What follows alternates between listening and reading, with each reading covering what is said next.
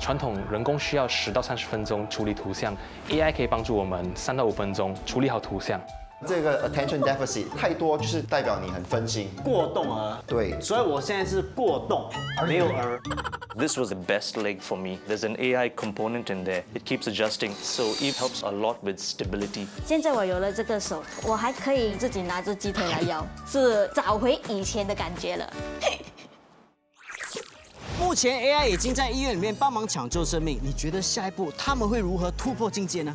生死之间，病人会选择相信医生还是相信 AI？AI AI 不止救人，它还可以让人用意志力控制轮椅，还有10秒内就可以完成中医体检。听起来有点匪夷所思啊！从 AI 义肢到急诊影像判断，到脑机接口，到智能医疗设备，这个可不是噱头啊，而是正在慢慢形成一套完整的智能医疗体系。AI 深入医疗领域呢，是为了让我们的生活可以活得更有尊严、更有希望。这是遇见 AI， 当科技加速，生命也更有温度。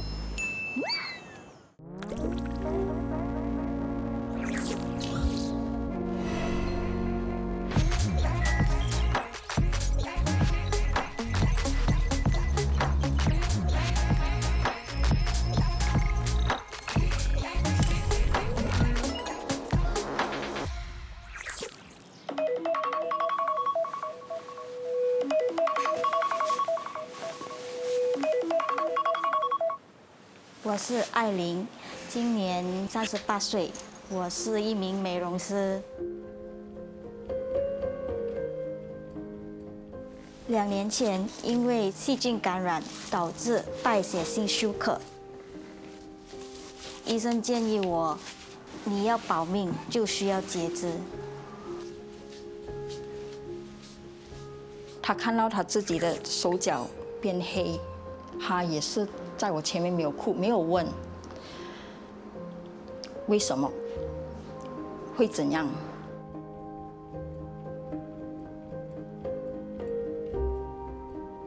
在他前面我真的没有哭过，因为他比我坚强。手术过后，我一醒来我就没有了我的双手。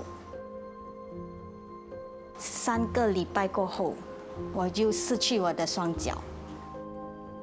我经历过4次的大手术和无数次的小手术。哎呀，可怜哦。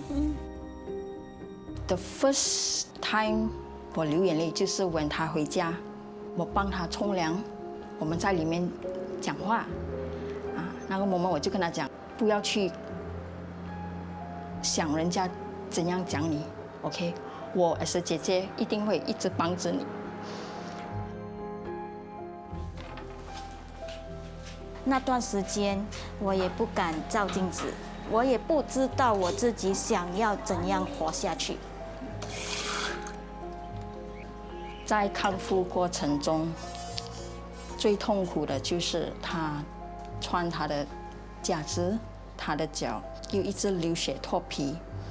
但是他没有放弃，他每天都是去穿，so that 他可以站起来，走出去，去看世界。从我穿上假肢那一刻，一切就不一样了。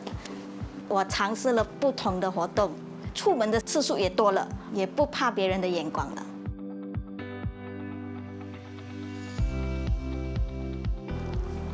现在我有了这个手，就是比较方便了，它可以用我的 muscle 来 control。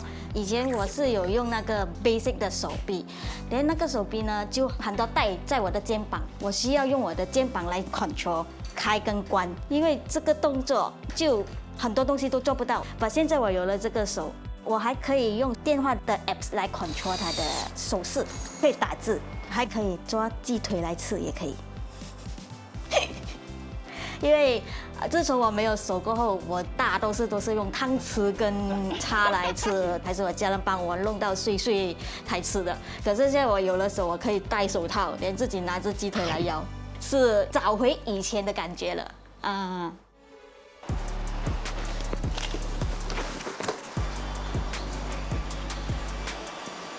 艾琳早，嗨，林轩。听说你今天第1天上班啊？对。帮你买一杯咖啡。好，谢谢。哎，我帮你开门，来，小心哦。好的。来，我们出发了。谢谢就这里。啊，这边。 Hello Irene， 欢迎你今天加入我们。你好，来 OK， 这边。好。Irene， 我们 try click 跟 tap 吧。哇，他真的可以很快的适应这个滑鼠哦。对 ，Irene 已经做过多次的这些训练。maybe 我可以介绍你多一个用户，他在房间里面。走。好。Hello Greg， 你好。Hello, Nice to meet you. Nice to meet you too.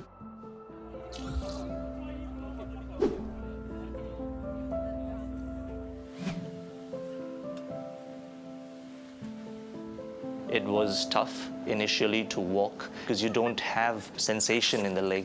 So this was basically the best leg for me. There's an AI component in there.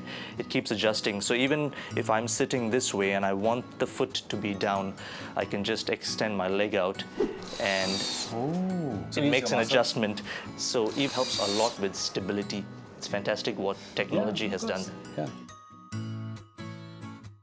传统的义肢大多数都是比较多美观的那些功能嘛，但是 AI 义肢因为它涉及到 real-time machine learning， 还有 feedback analysis， 所以这样就会让那些患者更能适应，就是实时的反对，馈，是实时的反馈，以及 AI 的学习功能。所以这样让他们觉得更稳，走的时候更自然。哎，那我也想问啊，像这种 AI 的科技，在未来这个残障辅助方面，你觉得会有哪些发展和突破？现在已经到了一个蛮成熟的一个阶段，但是改次一定会有更多科技，可能说可以融合一些 neural systems 还是什么，让患者更能去控制他们的意志，从而更受益。哎，不敢想象哎，如果未来啊这个 AI 义肢跟神经相连的话，那真的跟普通的手脚都没有区别了。当然了，AI 义肢让我们的残障人士变得更加的独立。不过下一站我们要直击医院的急诊室，看看 AI 科技给我们带来哪些新的惊喜。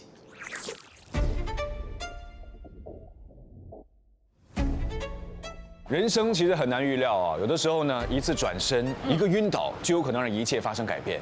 那很多时候，我们都以为中风呢是发生在别人的身上，但其实任何时间、任何人都有可能发生。关键在于能不能够在尽快的时间里面发现、抢救、挽回。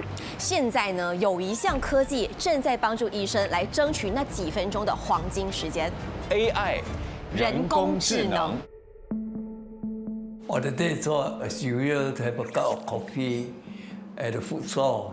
So when I come back, all of a sudden I vomit. So I said, did I eat the wrong food or not? By the time I think twice, I fainted already. 那一天我在我妈妈那边，本来是6点回来家里，然后我在2点多这样，我的就不太舒服了。为什么我打电话，老公没有听电话？为什么没有人听电话 ？Hello， 没有人听电话嘞。我就很赶就跑过来我的家，开门的时候我就看到我老公坐在地下。喂，你是 Johnny， Jimmy， 你起来嘞 ？Hello， 起来。Hello，is it ambulance? Yeah, my husband fainted. Can you send the ambulance right now? 那时候我就等 ambulance 来，跟他去 hospital。他的人叫我，你回，等一下我会打给你。我哪里知道半个小时他就打给我说，你快点回来，你要 sign 那个 form， 因为你深深中风，他要做手术了，要越快越好。当病人被送进急诊，医生往往需要在最短的时间以内做出判断，是不是中风，哪一边中风，是不是有大的血管堵塞。以往呢，医生只能用肉眼来观察 CT 影像，可能要花上20到30分钟的时间哦。但现在呢，有了 AI 的帮忙，医生在5分钟以内就可以获得初始报告，让医生可以在更短的时间以内做出治疗方案。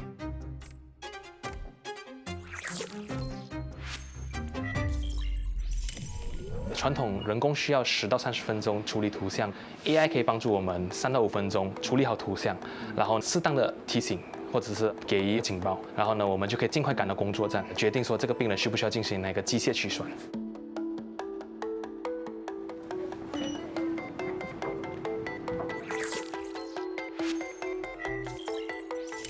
AI 作为一个快捷准确的工具，它可以及时为我们提供准确的信息，例如患者缺血但是还没有梗死的脑细胞体积的大小，还有患者是否有大的血管阻塞，然后我们可以根据这些信息更快地做出下一步治疗的计划。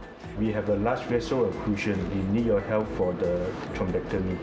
对于急性中风的患者，每耽误1秒的治疗，大约会有3万个神经元细胞死亡。这样子的话，每分钟就将会有200万个神经元细胞凋亡，相当于大脑的加速老化了3个礼拜的时间。所以，对于急性中风来说，越早的治疗意味着挽救更多的脑神经元细胞，这样子患者恢复的机会也会更大。After I go through all this, I realized that life is very important. I'm so happy that I'm back to normal and then can exercise, can do what I love to do. So I'm very thankful. 另外，在医院的住院部 ，AI 也提供了一种被照护的需求，我们去看看。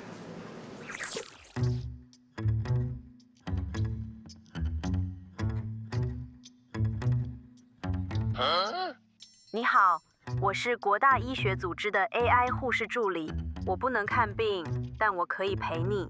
你在医院的作用是什么？陪伴病人，防止病人摔倒，给病人指路，减轻护士的工作负担。我就是护士的另一双眼睛哦。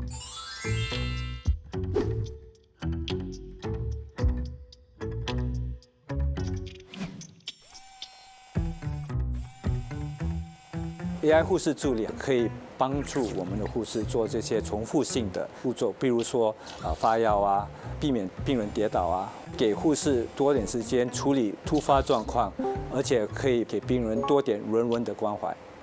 当初我们开发这个 AI 机器人，是因为在 COVID 那一段时间呢，护士要进出那个无菌室，大概1天里面有10次，所以我们决定要设计。而且制造一个机器人可以帮助我们护士代替这个进出的工作。AI 正在悄悄地改变医院的日常，帮助医生跟医护人员更好地减轻负担。而同时 ，AI 作为智能监测的工具，也帮助我们了解自身的健康状况。接下来，我们体验2款 AI 健康监测工具，看如何改变我们的日常生活。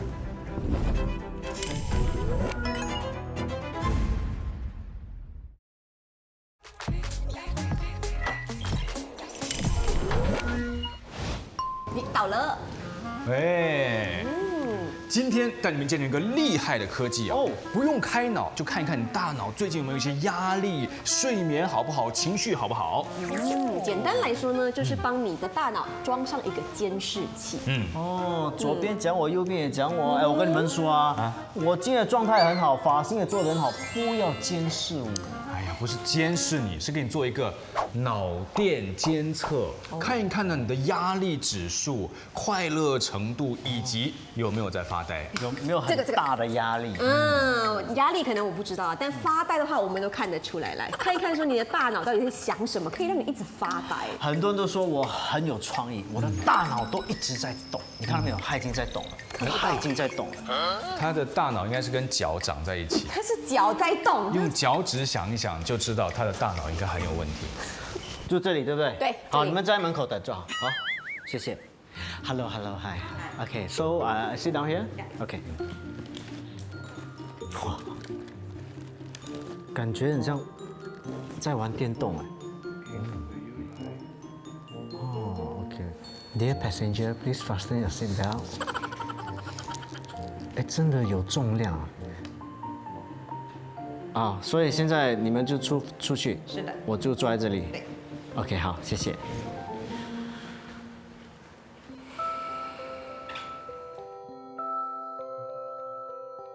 高明磊，那个头盔是什么？那个就是那个脑电检测仪，可以检测人的压力指数，会不会有抑郁，有没有休息好等等状况。我觉得这种抑郁啊、压力指数应该 Jeremy 没有。你看他每天就是一直跳来跳去，这么开心。这就是问题。他也可以测多动症的这种症状哎。有可能，这个很危险，但前提就是，他必须要有脑。他可能真的没有哎。好可怜哦。哎呀，等结果，等结果。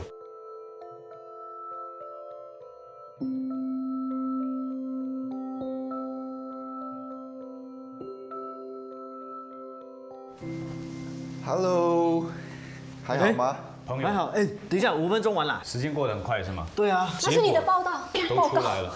什么我的报道？报告现在是测我，又不是测你，你慌什么啊？所以医生，请问是男的还是女的？没有啦，头发垫得不错啊。对，哎，来好看。看一下。所以呢，我们这有5个部分啊。就第一个部分就是看一下有没有什么忧郁，第二个部分是看一下有没有什么焦虑，没有。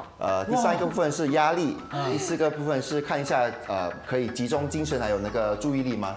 还有第5个部分是看一下你脑波的那个速度。哎，他的这个数字很奇怪哎，压力很大，可是完全不焦虑哎。不要放自己的话进去 ，OK？ 什么叫做很奇怪？你没有看到，我还没有动到红点。我要先问一下医生啊，为什么这台机器可以检测这么多？它是一个什么原理啊？我们人类的那个头脑呢，其实我们有5个不同的那个我们叫脑波 （brain wave）。所以这个机器可以 analyze 这个5个不同的那个脑电波，那个脑的不同的部分呢，如果不规律呢，可能就是会代表压力比较大，还是焦虑比较大这样。所以这个忧郁、还有焦虑、还有压力，当然越少越好。好像这个 attention deficit， 对吗？所以如果这个太多，就是代表你很分心，过动儿。对，所以我现在是过动，没有儿。OK， 它的还是 OK， 主要不要到那个红点就是 OK 了。然后呢，这个脑波的速度如果太快，就是代表可能比较着急一点，头脑一直在很慌，在想很多不同的东西。但是如果太慢也是不好，就是好像没有在用脑。对，好像比较懒惰一点这样。那医生，我听说这台机器还能测出人的情绪，是有这回事吗？对啊，所以我们就是看那个5个不同的脑波，所以我们可以看一下，如果其中一个比如说忧郁症吧，OK， 所以忧郁症其实呢，我们看那个头脑前面，我们叫 frontal lobe， 如果那个脑波不规律，其中一个比较慢，就可能会代表这个忧郁的这个机会比较高。所以，比如说好像 dementia 也是不同的那个部分呢，会看得到那个脑波会比较慢一点点。我们也是，所以我应该没有。没有，你没有。像是脑电波这种我们平时没有办法理解的东西，但通过 AI 的解读，甚至可以推算出你未来患上某些疾病的比例哈。对，这个就是 AI 的强大的分析功能。我们也是很重要，要知道这个机器呢不是用来诊断，是可以拿那些 data 可以看一下可能性有多高多少。好，说到这里，我们要做下一个 AI 的测试了。还有3D 动作辅助分析系统。哦，走了，好，走。哇，测完脑还要测身体啊？当然。所以刚才测完脑，现在要测身体，所以这就是 AI 的整体整个全身的一个大体检。我跟你讲，不光是全身体检，而且检测速度很快，随便站一站，身体哪里不平均，哪里稳不稳都看得出。怎么样？那它会不会测到我走路很有 model 的一个状态？它会测得出来吗？它会测得出来，你走路可能不是太好，你走得歪歪的，它会吐槽你的。好了，是不是 model 给机器看一眼就知道了，好不好？哦，谁先来 ？model 啊，你先去 model， 你先去。model。先去。准备测试。哇，它完全锁定了我身体每个关节。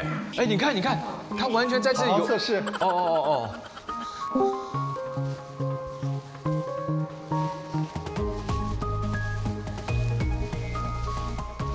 OK， 好了，完成我们的测试。结果已经出来了可以帮我解读一下这份报告大概都是一个怎样的数字吗？从这个报告我们可以看到你的步长、你的步速，然后以及你身体各个姿态，可以看到你走路的时候你的颈部有没有前伸，就是这样就是前伸。对，那我就是没有了，对吧？你是非常好的，完美。然后走路的时候，你的左右这个脖子有没有左右的摇摆？从可以看到的话，还是非常好。然后这边呢讲到是说你走路的时候，你的躯干有没有摇晃，左右的摇摆？这个都看得出，都可以看到。就是我的头部、我的躯干，包括我的这个肩胛骨、脊椎左右的都看得一清二楚，都是可以看到，而且可以看到你的骨盆左右的一个旋转。然后你看，我看这个数字左右是什么意思啊？这个就是代表你走路的时候左右脚不同的时间的一个比例。我们这边可以看到你的左右是不太对称的尤其是这个在拳脚着地的时候，我们可以看到右边呢，你的其实拳脚着地的比例会相对会更短，好像右脚是踩一下就马上走了，马上就离地，左脚是会踩久一点。对，所以你大部分的力会用在左脚上边。真的我在跟你讲话我的重心是在左脚的。对，这长期以往的话会造成你身体，比如说下背部的一个疼痛踝关节髋关节都会有受到影响。所以根据这个报告就证明说，我平时要多分一点重心给到右脚。我们会有针对性的一些训练，然后让你左右来做一个平衡和对称。哇，看我这个数据真的是马看了都会抖，妈抖标准。我跟你说，我在旁边已经抖了很多下，但是不用紧，现在轮到6月来测试让这个科技来测试一下，你到底是专业型，还是花瓶型？也有可能是专业花瓶都没有。专业花瓶什么？我是2个都有，专业的花瓶。3、2、1，来开始，好，那不好意思，2位。好，来，过顶深蹲。哇，怎样？专业吗？你要认真，好认真。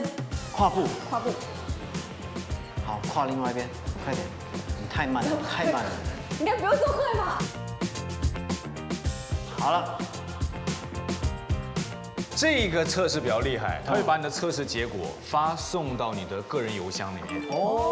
这还不是最厉害的。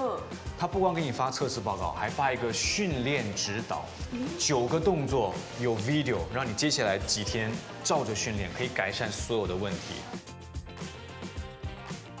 只剩你还没有检测。好啊，来，谁怕谁？来，看一下谁检测报告最好。可以来了。好，转圈，定点。摆 pose， 多一次。请问我是要走个749天吗？不是，因为你一直随便转，他没有办法检测完成。最后一次。不要停，不要 model 都是这样的。好，可以。OK。好，我们一起来看一下 Jeremy 的一个报告这边呢，我们可以看到整体的一个脊柱的姿态还是可以的。说一点不可以的吧。我们看一下。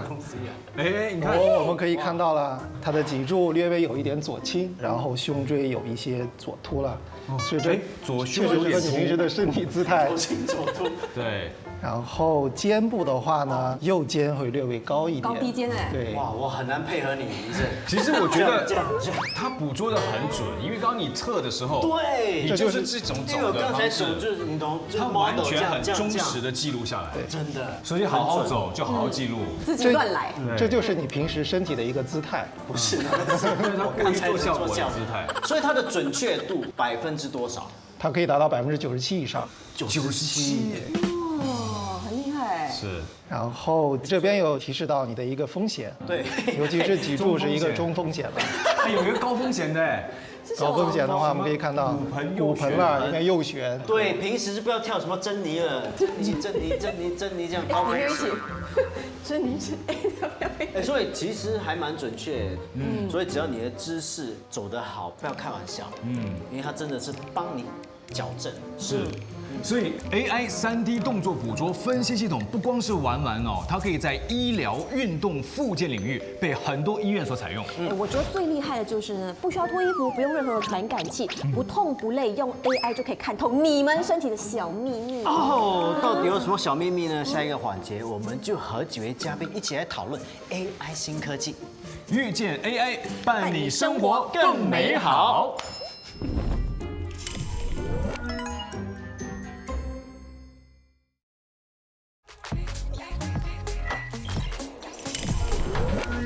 来，走。遇见 AI，今天我们不光讨论 AI 能够做些什么，也看一看在医疗现场 AI 究竟改变了什么。哎，我们的服装看得出，来，配合今天主题，哎，特别换上了。我今天不光是主持人啊，还是吕医生啊，我是郑护士，欢迎入院。有医生想要请我吗？好，没有，应该是很难。我还是做主持人就好吧。欢迎我们的来宾。哎，首先呢，欢迎到的第一位哦，是来自于新加坡中央医院病理解剖学主任曾子龙医生，欢迎您。接下来是皇家医疗院长、心脏专科医生林俊龙林医生，欢迎您。欢迎。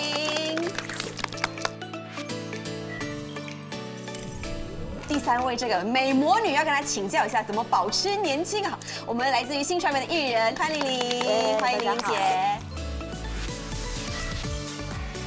最后是来自 AI Singapore 的庄子阳博士，欢迎您。欢迎博士。另外特别来宾，来了！哇哦，重量级的 AI 机器人 Tom 可以自我介绍，对不对？哇哦。要礼物，来，见面礼，来，物轻情意重啊！我是机器人探，我身体灵活，动作自然，还能学习人类的动作。我常被用在医疗工厂和物流里，帮忙做事、做训练。我们看得出你蛮有力气的，可是我们今天聊医疗话题，你举哑铃干嘛？举哑铃只是为了显得专业啊。这是什么？High five。OK， 其实第一个问题是想问医生了哈。我们知道说在医院啊，尤其是这个急诊室，争分夺秒很重要。那很多这个科技跟 AI 进入你们那边之后，它真的有帮医生赢得时间吗？急诊方面其实时间非常宝贵嘛，但是目前就是最重要的任务就是要分诊，确保哪一些比较重要的，哪一些比较不复杂的病例。比如说发生一个规模比较大的那些伤亡的事件，AI 的分诊是可以帮助增加这个效率，而且可以帮医生评估那个风险。我明白你的意思，比如说，假设有30个人同时出了车祸，怎么区分？对，因为在急诊方面，你要把资源就是给那些比较复杂的病例。问一下 AI 了 ，Tom， 你怎么看这个急诊室里面的争分夺秒啊？急诊室争分夺秒，我争的是充电时间。是，他也要充电嘛，对不对？他充电是为了帮助我们可以更好的争分夺秒。这真的是这样子吗？是这样子。AI 的速度基本上是靠2种方式，一个是它的大小的模型，第二是它的算计的能力。OK， 说普通来说，它的 AI 模型没有这样大，算计能力够。它就一定会比人类算得比较快。OK， 但是也有情况下 AI 是比人类慢的。例如说通过眼睛，我可以立刻知道我前面有2个主持人，一个机器。是。可是有一些 AI 就会花几秒钟、几分钟才判断一样的情况。另外一方面是准确度，对吗？它也是会偏差。例如说少见的疾病，他没有学过。没有看过，或者复杂的疾病，所以这些方面更复杂化，就需要医生来做出最后的决定。等一下，如果我真的到一个急诊室，就是说我刚好只是一个小病，然后我见到的就是真的是 Tom 嘛，然后我跟他讲病例的时候，他就懂吗？还是需要自己再输入一些资料，说我现在怎样不舒服？可能问一下曾医生吧，就是一般来说，我们目前的这个流程是需要病患怎样跟这个 AI 或者机器人沟通呢？是，病人在主观上呢，他对病情和病况的认知呢，可能跟现实呢不一定相符，所以我们一定要呢用非常就是客观的数据呢来去辅助他。我最近在报章上面看到一个非常有趣的投稿是一个读者他通过 AI 交流来看病的那个经验，而他是把他主观的对病症上的认识呢放到 AI 里面跟 AI 交流，而他发现呢 AI 反而去验证了他主观的认知而这跟他真实的情况其实是有差距的。这个我懂，就是很常你会自己感觉，我好像发烧今天我头痛但其实一检测你就会发现说，不是，只是我自己主观觉得我发烧，因为我不想上班。可能你觉得你心慌，但是因为你见到了一个帅哥而已。通常这种几率比较少啦。碰到了。OK， 下面我要问4位一个问题：今天如果你进到医院，有2个医生可以给你选择，一个是人类医生，一个是 AI 或者机器人医生。你会选择哪一个给你看诊？如果选择人类医生的话呢，请拿绿色的牌；如果选 AI 或者机器人的话呢，请拿红色的牌。OK。抢票哦！都拿绿色牌，对不对？好，现在我多一个条件。如果看机器人医生不用排队，看人类医生要排1个半小时，如何选择？只可以选一个，只可以开心了你。只能选一个。选一个，还是有2票。其实最近我去到国外，其实我碰到一件事情我老公身体不舒服，我们就去了医院。然后到医院的时候，我从11点，我等要见医生，我要等到凌晨早上6点。其实我等到我，难怪你刚换红牌。红牌，因为那个等待的时间太长了，所以我是觉得当下如果现在像现在这样有这个 AI 医生的话，我觉得我老公问题是非常容易的解决。那林医生为什么2次选择依旧坚定不移的相信人类 ？AI 的机器人呢，它已经是有可能海量的那个数据集，但是它有一些任务它做不到。单靠数据呢，你不能好好的诊断一个病例。有些人他一进来我知道什么问题了，机器人做不到，所以医生呢，我们是有情的。真的吗？那你下次看诊不收费哦。朋友间不收费。哇！所以默认原则，相信医生，非相信 AI 助理。还是医生还是？权威。同意，有人不同意吗？有人不同意吗？医生要同意。全部同意。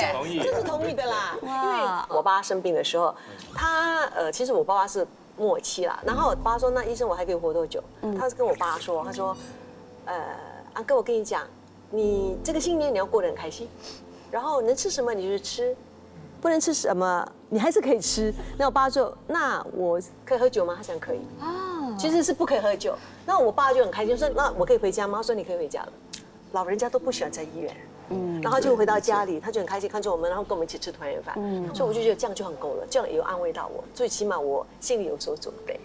其实以正确的来说，就是病情的处理上要符合病人的人生目标和价值观。是，所以我就觉得这些是 AI 医生做不到。对，我觉得人类比机器人好的就是人类知道该停了。是，对，到了这个时候，我们该让它潇洒的走。是的，你靠 AI 或者机器人，它可能给你1万种方案，可以再延长多1个礼拜，甚至1个月。对，可人类知道那1个月对于那个活着的人是很痛苦的。是，所以人类知道什么时候该放手。对，你不行啊 ，Tom。你看，没错，对，他赞同。对。OK， 以后未来遇到了一些重大的医疗事故的话，然后那个时候是有 AI 的介入了嘛？你会觉得这个责任是要放在谁的身上？你会觉得是编写人的那个程序员张博士，还是你觉得把整个系统拿到医院来用的院长，还是你觉得是签字的医生应该要负责任？还是院长？为什么？因为有权有势嘛。其实我觉得整个系统要拿过来。我看出来了，就是谁赚的钱多，谁就负责任就对了。为什么他要当院长？就是他有权有势嘛。我觉得院长是决定一切的，因为他有资源，然后他有资金，所以只有他才能够决定，对不对，医生？是医德。是医德，我们医生都有医德，所以责任还是在我们的。所以不关院长的事。对。虽然医生呢到最后呢，可能要对他最后的选择、最后的方案负责呢，但是医院呢，可能要对他对 AI 的选择和对 AI 的维护方面呢，可能要负责的。而 AI 的厂商呢，他们要对产品的性能啊，还有对产品的透明性负责，他要非常的清楚的标明那个产品它基于的数据是什么，它是不是针对某一个人群，它的准确性是什么，它的偏差值是什么。这样子的话呢，医院和医生呢才能够更好的判断呢这个 AI 能不能够在临床使用，或者呢这个 AI 呢能不能够更安全的使用。怎么样？你这样子听下来，责任方都不在于你，基本上在他们身上。你觉得谁应该负那个最大的责任。如果 AI 犯错，我通常会假装重新启动一下。哎，就这种态度，绝对不能找他负责任，就对了。我就好奇一个情况，因为培育这个 AI 数据是很花钱的，会不会有一个状况，就是说，接下来只会有钱人有办法可以负担这个 AI 医疗？研究方面一定会比较贵，可是一旦推展出全部各方面，那些价钱就会被降低，就比较容易被采纳。我觉得从几个角度看吧，因为我们新加坡国家比较小嘛，所以对我们来到处都有医生嘛，但是那些小村、小县，其实几乎没有一个很专业的医生。医疗资源其实，在这种情况，我觉得 AI 的医疗助理是非常非常重要，是的，很大的帮助，把这些医疗的服务供给大众视，我觉得这个非常重要。虽然林医生说新加坡小，可能不需要 AI， 可是我觉得还是需要。林医生听我讲啊，24小时的诊疗所啊，那个诊费就很贵了，你好不好？是吗？你不懂吗？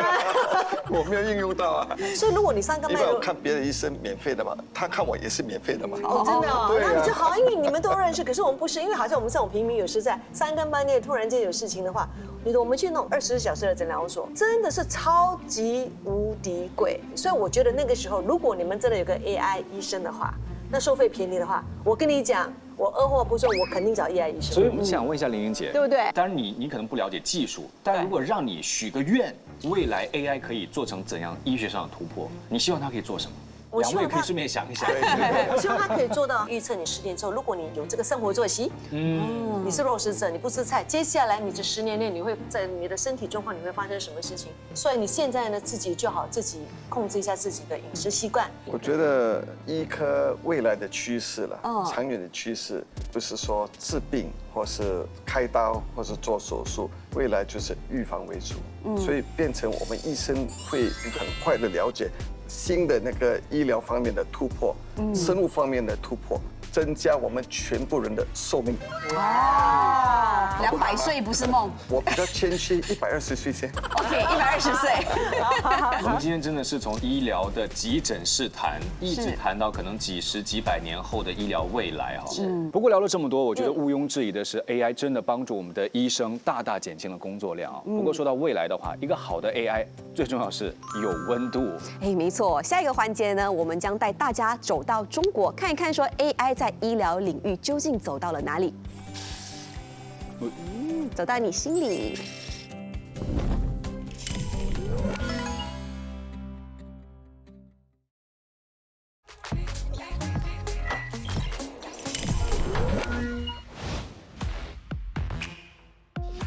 OK， 现在我就在深圳国际展览会中心啊，哇，你可以看到人山人海啊，因为这里在举办一个中国国际高新科技交易会，不得了，这里简直就是 AI 的天地。哎，不管是机器人在动，还是无人车在跑，还有我这个智能眼镜，你不要小看它，它可是用 AI 哦，来管你的视线，管你的光线，还有它会提醒你不要低头太多，哎，简直就像一个小老师在教你一样嘛。哎，要不要多了解一下 ？Let's go。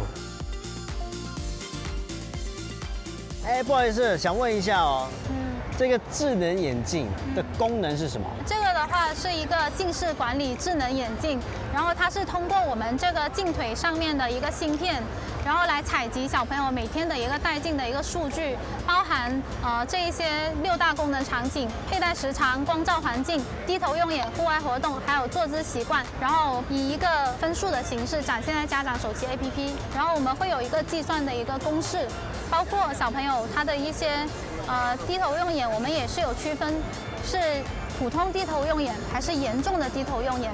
因为如果太严重的低头用眼的话，我们可以考虑一下是不是因为家里的桌子太矮了，或者说是因为凳子太高了，那我们去及时的去进行一些院外的干预。所以这个就是妈妈的助手。对，就相当于它可以检测到我们小朋友每天的一个带进的数据，比如说小朋友长期的在光线昏暗的地方去看东西，或者长期的歪头写字，那我们家长不可能说24小时都关注着小朋友的一个动向，对，那相当于它就是一个专属的小助手这样子，然后也能帮助医生快速的去判断小朋友近视增长的一个原因。所以就是小朋友一整天戴上这个眼镜，不把它看上下左右，然后晚上的时候他就去充电，对，然后这里就会收集所有的数据。对，它的底座的话是充电还有传输数据的一个作用。哦，所以它只是收集数据。妈妈不会懂我看什么。这个是看不到的，因为小朋友也是有隐私的嘛。很好，这种隐私最重要，所以它只是有改善啦，会帮忙收集那些数据。它只会收集这个6大功能场景的一个数据，其他的它不会去收集的。很好，那大人的有吗？这个系列的话是针对3到18岁以上，就是需要近视管理的儿童和青少年。那过了18岁就没救了。过了18岁，我们的度数基本上都已经定型了嘛。啊，对，那。坏习惯就要从小把它删除、改掉。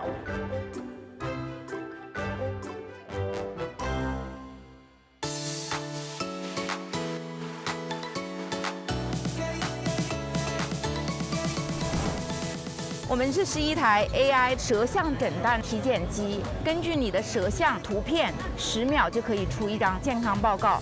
这张健康报告里面有你当下的这个身体健康情况，以及你哪些地方需要调理的，给你一些解决的方案，包括你适合吃什么样的水果，或者甚至说日常生活中有哪些注意事项。根据这个报告的话呢，你在你的手机扫一个码，然后你体检的报告就在你的手机端可以看到。好，现在我来试一下这个 AI 中医舌诊的这个系统。它只要拍一下我的舌头，它就可以告诉我的身体状况是怎么样，好不好？来，哇 ，excellent！ 来，你来看一下，很好。我刚才已经拍摄了一整天，但是我的精神还是100%，因为我是很好的主持人 ，very good。体力减27，当然拍一整天。那精神呢是-76，我现在已经神志不清了。哎，刚才6月不是要带我来吃饭的吗？我现在在哪里啊？我现在在哪里？新加坡吗？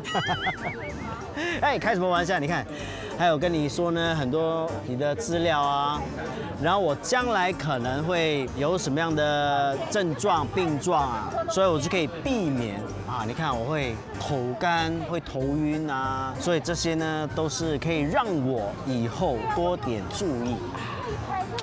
不错。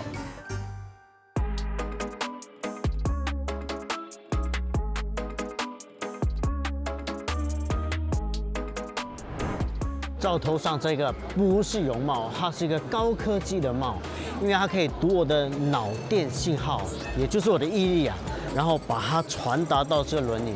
所以我用我的毅力让它走前就走前，往后退就往后退，转左转右都靠这里。Let's go。哦，脑控轮椅的原理是，当患者注视屏幕的前后左右4个闪烁模块的时候，在大脑脑区会产生相同频率的视觉诱发键位，从而用意念控制轮椅的前后左右。停！谁说我没有脑了？你没有看到我该用脑力哦。那个就是那个脑电检测仪，可以检测人的压力指数，会不会有抑郁。但前提就是他必须要用脑。他可能真的没有。好可怜哎，可是这个不是一个玩具，这个呢，这个仪器其实对那一些，比如说脑损伤啊，或者是行动不便的患者呢，对他们来说可以建立他们的勇气，让他们重新动起来。好，送我去机场，路很远，然后机场在后面啊。我们这台脑控轮椅跟马斯克的侵入式脑机技术路线不一样，我们用的是非侵入式脑机接口技术，对那些脊髓损伤和渐冻症患者，利用视觉诱发键位这种技术呢，可以使这些患者呢控制轮椅，控制家里的一些电器，使他们能够重新获得生活的希望。